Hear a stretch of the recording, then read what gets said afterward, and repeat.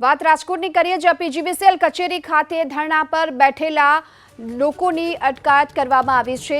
પોલીસે ધરણા કરનારની અટકાયત શરૂ કરી છે। વિદ્યુત સહાયકની ભરતીને લઈ છેલ્લા 5 દિવસોથી અહીં ધરણા પ્રદર્શન શરૂ કરવામાં આવ્યું છે। પોલીસ અને ઉમેદવારો વચ્ચે અહીં ઘર્ષણ પણ સર્જાયું છે। તો પીજીવીસીએલ કચેરી ખાતે છેલ્લા 5 દિવસોથી જે પ્રમાણે ઉમેદવારો છે તેઓ ધરણા પર બેઠા છે। પોલીસે આ ધરણા કરનાર તમામની અટકાયત શરૂ કરી છે। જો કે આ દરમિયાન પોલીસ અને ઉમેદવારો વચ્ચે આ ઘર્ષણ સર્જાયું છે।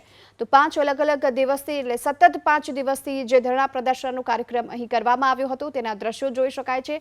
ઉમેદવારો છે જેઓ પહોંચ્યા હતા પીજીવીસીએલ કચેરી ખાતે અને આ દરમિયાન ધરણા પ્રદર્શન પણ કર્યા છે। જો કે પોલીસ તેને સમજાવવા માટે અહીં પહોંચી છે। છેલ્લા 5 દિવસથી સતત પ્રદર્શનના કારણે તેમની હાલ તો અટકાયત કરવામાં આવી રહી છે।